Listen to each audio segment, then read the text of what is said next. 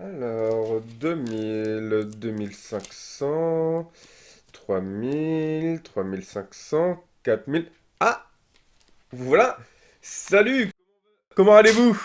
Moi, ça va très bien et j'ai décidé de vous faire une nouvelle vidéo qui va vous plaire. Abonne-toi!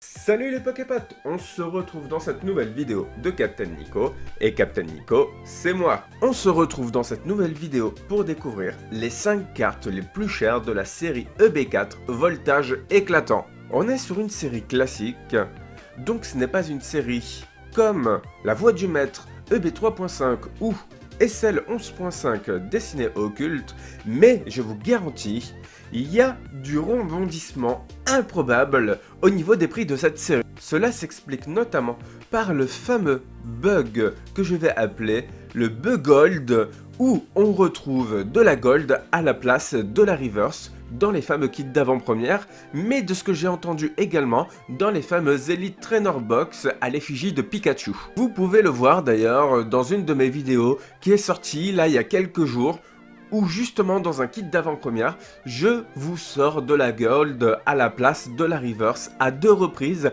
sur 2 boosters, sur 4 boosters qu'il y avait à l'intérieur du kit d'avant-première.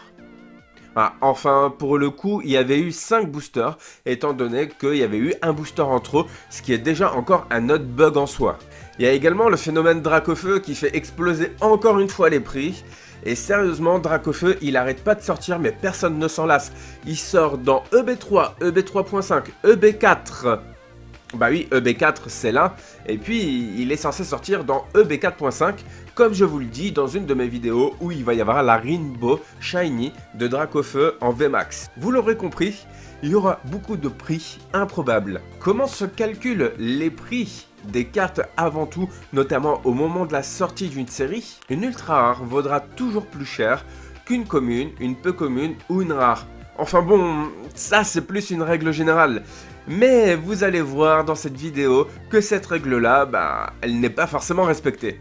Mais c'est déjà arrivé dans d'autres séries. Également, dans le domaine de la rareté, si la carte pop souvent lors des déballages de cartes, forcément ce sera une carte qui ne sera beaucoup moins demandée, car les collectionneurs et les joueurs auront eu la chance de la sortir plus régulièrement. On peut penser notamment au Dracofeu Shiny de 3.5 qui avait du mal à sortir à un moment donné, dont les prix étaient assez hauts, et finalement maintenant elle commence à sortir de plus en plus et les prix ont chuté, même si ça reste une carte un peu chère encore. Il y a également l'importance dans la collection.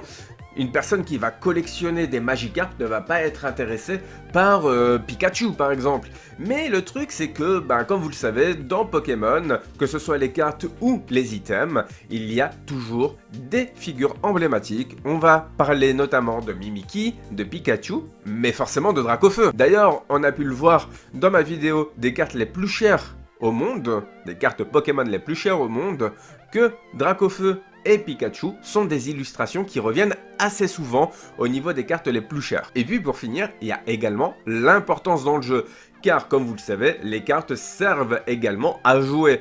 Donc dans les tournois où il y a des boosters à gagner, ou voire même de l'argent à gagner, ou tout simplement pour une fierté mal placée pour être le premier dans ces tournois, et bien forcément, une carte qui va être vachement utile avec un talent qui vous permet de faire des actions un peu particulières, forcément ce sera une carte très demandée et qui sera certainement réutilisée dans beaucoup de decks de beaucoup de joueurs. Imaginez 1000 personnes qui veulent mettre chacun dans leur deck 4 exemplaires d'une même carte, ça fait 4000 cartes et forcément quand on est sur des cartes qui sortent en très peu d'exemplaires, on peut imaginer que les prix vont augmenter parce que c'est la loi de l'offre et de la demande. Ça marche même pendant le Covid, même si cet aspect-là de la spéculation des prix sur les cartes est atténué à cause du Covid, étant donné qu'il y a beaucoup moins de tournois en réel.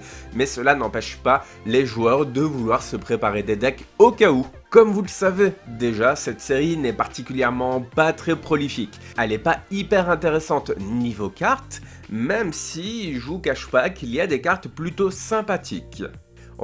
Avant de se faire le top 5 des cartes les plus chères de cette série, on va se faire une petite idée des prix en général des cartes. Une V régular, quand je dis régular, ce n'est pas une full art, ce n'est pas une rainbow, ce n'est pas une secrète, ça va tourner généralement autour de 6-7 euros. Je pense par exemple à Astronel V. Les versions full art et VMAX, généralement ça tourne autour de 15 à 18 euros. Après ça dépend également de l'usage qu'il peut y avoir dans le jeu de cartes en réel, mais vu que là il y a le Covid, on peut retirer cet aspect là. On peut parler également des full art dresseurs qui tournent autour du même prix, on peut dire même un peu plus, ça tourne généralement autour de 18-20 euros. Alors après ça c'est au moment de la sortie, généralement les prix après peuvent baisser dans les alentours de 15 euros et après avec la longueur ça peut baisser carrément à 10, 8 euros comme c'est le cas sur des cartes de Soleil et Lune ou de X et Y. On ne parle pas assez souvent des cartes promotionnelles mais qui font quand même partie de la série. Là dans cette série là on va avoir Ronflex et Donphan qui généralement se négocient à 10 euros la carte, mais ça peut aller jusqu'à 15 euros si la carte est toujours sous blister avec les autres cartes du paquet de starter de 23 cartes. On a également en troisième carte promotionnelle la Lugia qui tourne autour de 20-25 euros, mais bon, Lugia ça reste un Pokémon emblématique comme j'ai pu en parler tout à l'heure. Donc c'est tout à fait normal. Mais vous allez me demander, où est Dracofeu? Ce fameux Dracofeu que je vous ai déballé dans une vidéo. Forcément, vous vous en doutez bien, il n'est pas là, il se trouve dans le fameux top 5.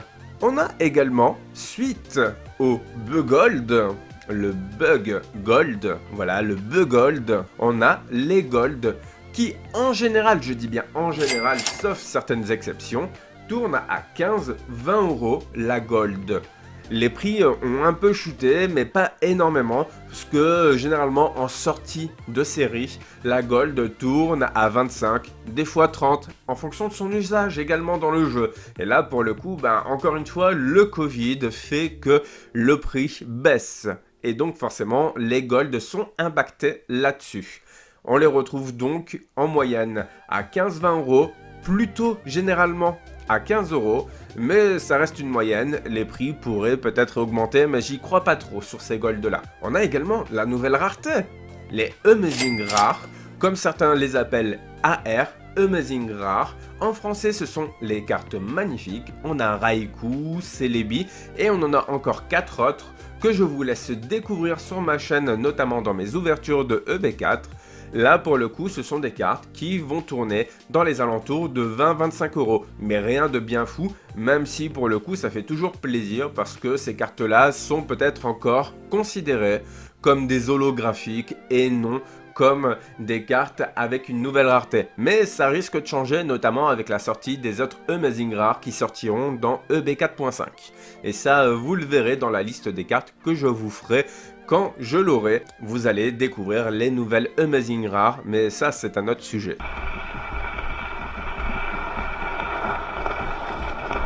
On commence notre top 5 avec Gouroutan Shiny Gold. Bah oui, il est shiny, il est cool, tout ça. Mais le problème c'est que, en temps normal, cette carte-là, avec le talent qu'il a, sans le Covid et sans le Bugold, clairement, elle aurait dû tourner dans les 70 euros, peut-être voire même un peu plus. Parce que forcément, il y a des gens qui les mettent dans leur deck pour se faire des decks pimpés.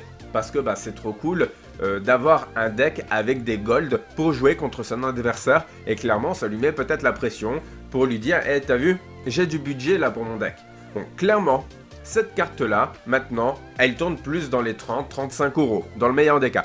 Peut-être que la carte va réaugmenter avec le temps, mais là, à l'heure actuelle, c'est 30-35 euros.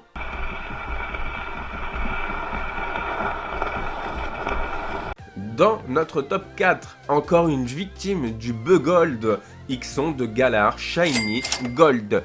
C'est une très belle carte, et également qui aurait pu aller dans un deck pimpé, clairement, parce que moi je la trouve hyper jolie, mais elle peut également avoir son utilité dans le jeu. Clairement, cette carte-là se serait négociée en temps normal dans les 90 euros. Pour le coup, avec le Covid et encore une fois à cause du Bugold, elle se retrouve plus dans les 40-45 euros. Ce qui est déjà un prix plutôt pas mal.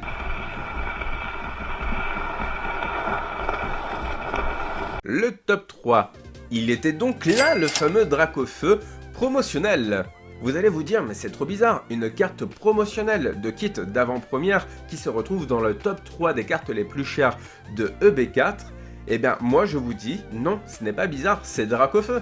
Voilà tout, c'est Dracofeu. Alors, à savoir en plus qu'il a été annoncé, j'ai entendu dire que c'était une carte qui était éditée à 800 exemplaires environ.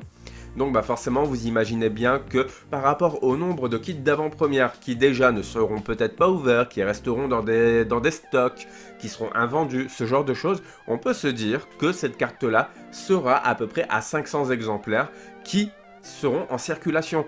Et ce qui fait que le prix de cette carte monte car elle devient rare et ça reste Dracofeu. Et Dracofeu est beaucoup collectionné. Et en plus de ça, cette carte-là peut être jouée parce qu'il y a des decks Dracofeu avec son talent qui marche très bien avec Tarak et également avec, il me semble, une autre carte dresseur qui lui permettrait de frapper en moyenne, généralement dans les 300 à 350 juste avec une attaque, ce qui est plutôt puissant. Cette carte-là, elle est estimée à 100 €. Elle pourrait être plus chère avec le temps, mais là, à l'heure actuelle, c'est le prix auquel elle se négocie. Elle se négocie également à 140 € en lot avec les 3 autres promotionnels de la même série. Je vous invite d'ailleurs, si vous ne l'avez pas vu, à aller vérifier ma dernière vidéo où je vous la déballe et c'est plutôt vraiment cool. En tout cas, moi-même, je m'y attendais pas à la trouver.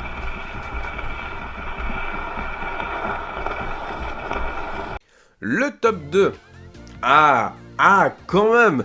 Une autre carte que Dracofeu, parce que Dracofeu qui te prend les tops des cartes qui se vendent le plus cher, vraiment, c'est assez régulier et ça en devient presque lassant. Même si ça reste Dracofeu et on s'en lasse peut-être pas de lui. Quoique, il y a peut-être quelques personnes qui se lassent de lui. En tout cas, pour le coup, dans ce top 2, c'est un Pikachu. Bah oui, encore une figure emblématique et qui peut être certainement jouée. Je ne l'ai pas analysé. En tout cas, c'est un Pikachu VMAX secrète, donc c'est une Rainbow, c'est une fantôme, arc-en-ciel, le nom que vous voulez. Actuellement, il n'y en a pas eu de françaises qui ont pu être vendues ou alors ça a été très rapide parce que les prix devaient être vraiment très intéressants. Mais je me suis référé au prix que j'ai pu trouver sur le net, notamment sur eBay en vente réussie. Il est à savoir qu'en exemple, les cartes US et les cartes anglaises se vendent moins cher que les cartes françaises, tout simplement parce qu'il y a beaucoup plus de boosters qui se vendent dans le monde en français, qui se vendent dans le monde en anglais qu'en français, ce qui est tout à fait normal. Et forcément, niveau de la rareté, eh bien une carte sera moins rare en anglais qu'en français, même si souvent ce sont des decks en anglais qui sont le plus joués que les decks en français. Mais l'aspect collection l'emporte sur l'aspect jeu au niveau des valeurs. C'est pourquoi je peux me poser sur les valeurs anglaises pour la simple raison que normalement les valeurs françaises n'iront pas beaucoup en dessous et devraient être même un peu plus importantes que les valeurs anglaises. Les cartes US ou anglaises de Pikachu VMAX secrète, Rainbow, Phantom, ce que vous voulez, ou arc-en-ciel, ça dépend du terme que vous utilisez, se vendent en général 250 à 300 € la Pikachu VMAX Rainbow. On peut donc imaginer que c'est un minimum pour la carte française et j'ai pu voir des prix qui se vendaient facilement dans les 400 €, voire même 450 € et c'est actuellement. Ce n'est pas des leaks qui sont sortis avant la date qui auraient pu se vendre plus cher, ce qui serait beaucoup plus compréhensible. Eh bien non, ce sont des prix actuels au niveau des US et des UK. Donc on peut imaginer que la Pikachu VMAX secrète Rainbow se vende au moins ces prix-là, si ce n'est un peu plus cher. Dans tous les cas, ça reste à voir au moment où cette carte-là sortira en quantité en France, parce que s'il n'y en a qu'une ou deux, forcément ce sera l'offre et la demande. Donc forcément, il y aura moins de Pikachu VMAX secrète, donc les prix pourront être calculés à la hausse, vu qu'il y aura plus de demandes sur ces cartes-là et pas assez d'offres.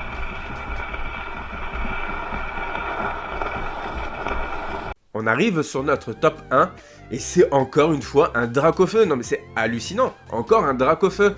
Et on peut se demander, mais attendez. On a vu que la Pikachu VMAX, ça pouvait tourner autour de 250-300 €. Mais quelle carte peut valoir plus que ça dans EB4 ? Eh ben, je vous laisse deviner. Là, maintenant, vous avez 2 secondes. Attention, c'est fini.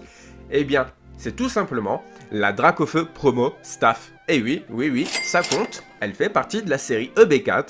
C'est certes une carte de staff qui doit tourner dans les alentours de 50 à 75 exemplaires, si ce n'est un peu moins à cause du confinement. Mais clairement, c'est une carte qui fait partie de la série. Elle peut être jouée, c'est juste, à la différence de la promo, elle a juste le tampon marqué staff au niveau d'un angle de l'illustration. Donc clairement, juste pour ça, oui, vous passez de la promo à 100 € à la promo staff à 1000 €. Voilà, 900 € pour un tampon staff.